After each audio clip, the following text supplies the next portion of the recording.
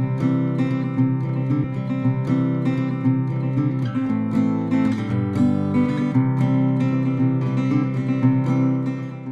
कृष्णा, स्वागत है आपका मेरे चैनल पर हील योर सोल और मैं आपकी दोस्त नेहा।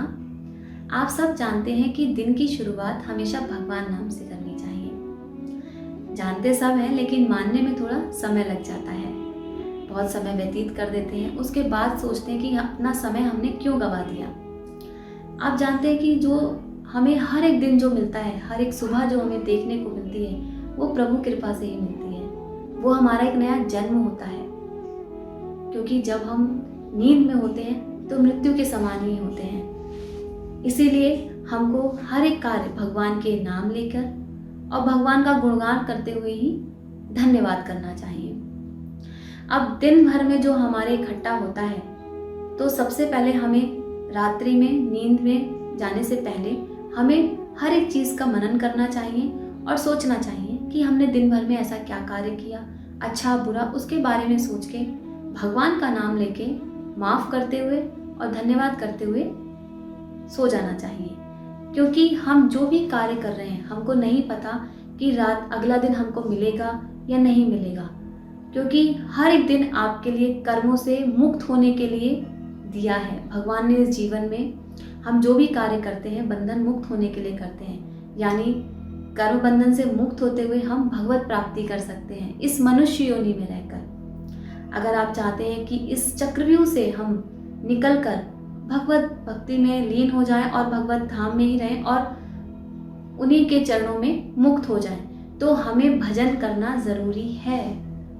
आप जानते हैं इस कल युग में भगवान नाम से ही आप बंधन मुक्त हो सकते हैं, भगवत प्राप्ति कर सकते हैं। तो जो हर एक दिन मिलता है उसको क्यों व्यर्थ करना है, उसको अच्छे से उपयोग करते हुए, अच्छे कार्य करते हुए, बिना अटके बिना झटके हमें कार्य करते रहें और जो भी कार्य कर रहे हैं उसमें भगवान का नाम जरूर शामिल करें, क्योंकि फिर वो कार्य आपका बंधन मुक्त होता है और जो भी आपके कर्म बंधन है उससे आप मुक्त होते चले जाते हैं। तभी कहते हैं दिन की शुरुआत यानी सुबह उठते ही हमें अपने हथेलियों को देखना चाहिए, क्योंकि इसमें भगवान का वास होता है।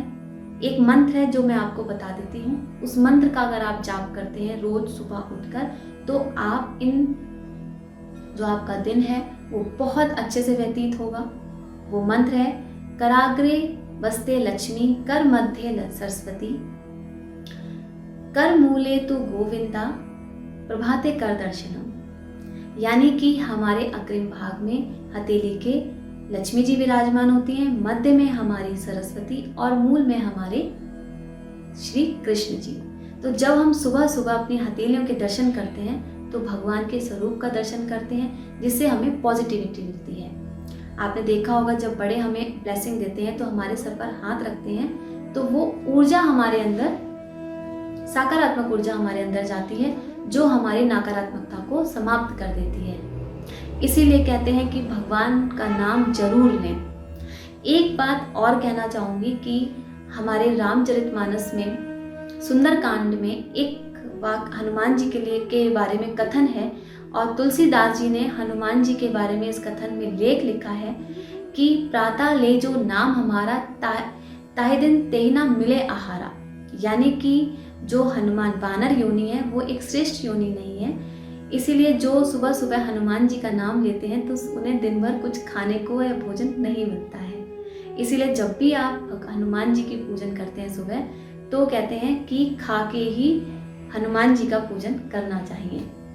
तो इस बात को भी मैंने इसलिए बताया क्योंकि हम बहुत लोग हनुमान जी की भी पूजा करते हैं, तो वो अगर इस तरीके से करते हैं तो उन पर भगवान की कृपा बरसेगी। और वैसे भी भगवान ये नहीं कहते हैं कि आप भूखे पेट भजन करो। जब हमारे पेट में भोजन होता है तो हम त्रस्त होते हैं, तो हम भगवान का भजन और मन से कर पाते हैं। तो भगवान की जब सुबह सुबह हम जब मंदिर में पूजा करते हैं तो जो घंटियाँ बजती हैं, अगर वो घंटी भी हम अपने कानों में सुनते हैं तो उससे हमारे अंदर जो नकारात्मकता है वो सब बाहर निकल जाती है। तो भगवान नाम में बहुत शक्ति है। अगर आप भक्ति के साथ कर्म करते हैं, कार्य करते हैं, आप जिस भी फील्ड में हैं, जो भी कार्य कर रहे हैं, लेकिन भगवान का नाम लेके कर रहे हैं और दिन की शुरुआत अगर भगवान नाम से हो तब तो बात ही क्या है। तो भगवान नाम लेने में इतना कष्ट क्यों? आप दिन भर अगर आप मुंह से ना बोलें तो मन में चिंतन करते रहें, मनन करते रहें उनके नाम का।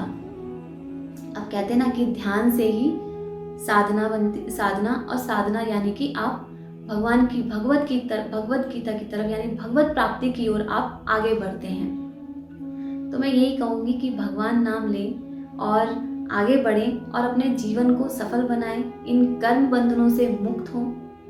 और जो मैंने आपको बताया अगर आप इसका अभ्यास करते हैं, क्योंकि इतने पुराने कर्मा हैं आपके, इतने पुराने प्रारब्ध हैं आपके, तो वो एक दिन में समाप्त नहीं होंगे। उनको करने के लिए आपको अच्छी चीज़ों को भी जोड़ना होगा और उसका अभ्यास करना होगा।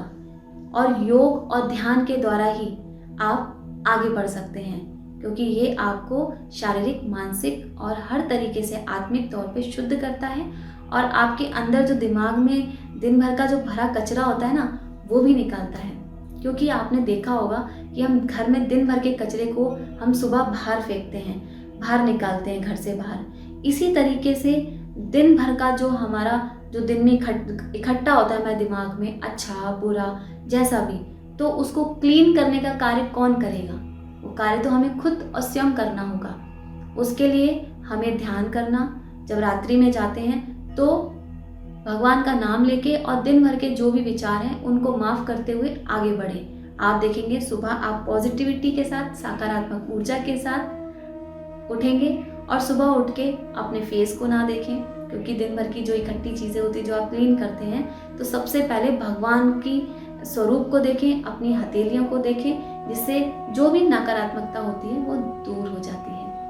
अभ्यास करें, अभ्यास करेंगे तो हर एक चीज़ पॉसिबल है। ऐसा कुछ भी नहीं कि अभ्यास के बिना आपको इमीडिएटली, क्योंकि लोगों को हर एक चीज़ बहुत जल्दी जल्दी चाहिए। अब इतनी करोड़ों योनियों से आप लेके आ रहे हैं अपने कर्मा, तो वो इस योनि में, मनुष्य योनि में आपको एक कृपा मिली है कि आप वो चीज़ कर सकते हैं, बंधन मुक्त हो सकते हैं। तो उसको सही तरीके से और सही दिशा की ओर मोड़ें और अच्छी चीज़ों को अपने जीवन में जोड़ें। तो जीवन में जो भी होगा वो सकारात्मक होगा और आनंद की प्राप्ति होगी। क्योंकि जो ये आनंद होते हैं ना, थोड़ी थोड़ी देर के हुए टेम्पररी होते हैं, लेकिन जो परम आनंद होता है वो आपको आंतरिक तौर पे खुश रखता है और आपके जीवन को आगे बढ़ाता है। हरे कृष्णा। अगर आपको अच्छा लगे तो इसे लाइक, शेयर एंड सब्सक्राइब जरूर करें। हरे कृष्णा।